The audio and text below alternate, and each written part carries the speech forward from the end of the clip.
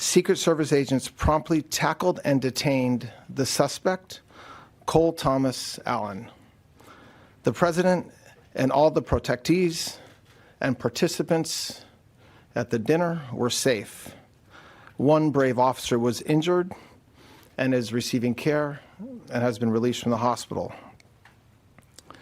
I want to make this clear. This man was a floor above the ballroom with hundreds of federal agents between him and the President of the United States. The Department of Justice approaches incidents like this with urgency and clarity of purpose. Violence has no place in civic life.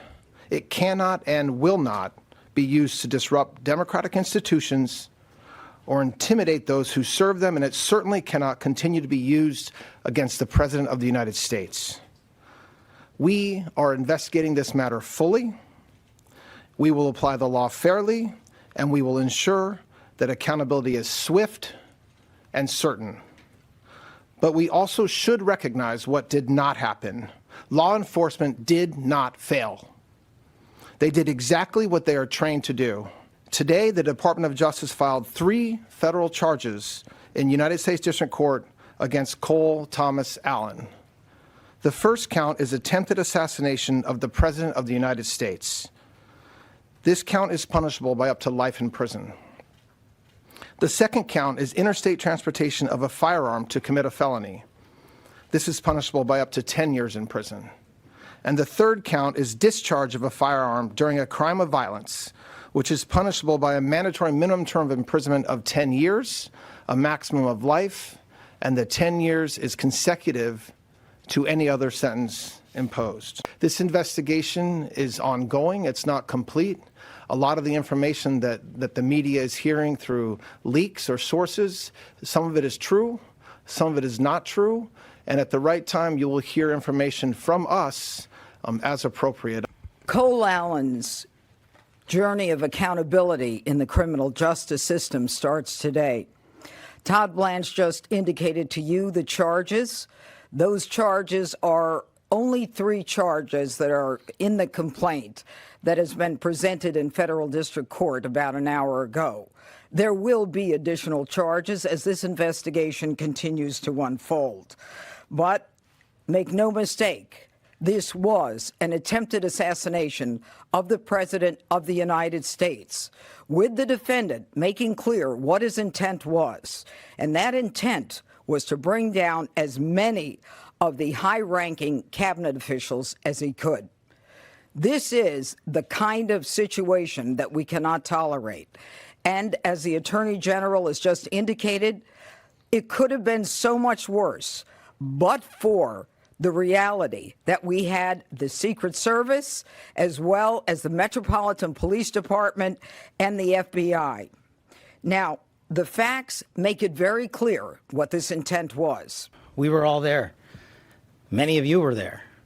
Many of you watching were there as well. The president was there. The vice president was there. The cabinet was there. And what you saw, described by the general and the U.S. attorney, is absolutely true. The president spoke on late Saturday evening with the message of unity and a backing of law enforcement, and we have followed through on that message of unity and the effectuation of law enforcement across this country. This FBI is grateful to the United States Secret Service, the Department of Homeland Security, and our interagency partners, including the Metropolitan Police Department, for swiftly jumping into action. All of us on there put us in a unique position, but all of us also acted uniquely. They did exactly what they were trained to do. They stopped a massive attack from becoming even worse. They stood in the way, they safeguarded America, and they should be nothing but applauded for their bravery and their dedication to their mission and their selfless sacrifice to this country. These prosecutors haven't slept since, and I promise you they're not going to be sleeping. They are going to give you every piece of evidence. As the journal said, we will make public, when appropriate, to protect the integrity of this investigation, to make sure that due process is served, and we will meet the highest standards of the Constitution as we always do. And that is when we will continue to disclose information. Well, you just described the current threat environment pretty accurately, which is that the political violence and rhetoric has got to stop. And that's something President Trump said right after the incident on Saturday night. It's something that Carolyn Levitt talked about a couple hours ago. It is something that is, when you have a president who and many people in this room, if we're going to be honest about it, has done it as well. They're just as guilty as a lot of people on X. When you have reporters, when you have media just being overly critical and calling the president horrible names for no reason and without evidence, without proof, it shouldn't surprise us that this type of rhetoric takes place. And you have a president who willingly speaks with you guys multiple times a day,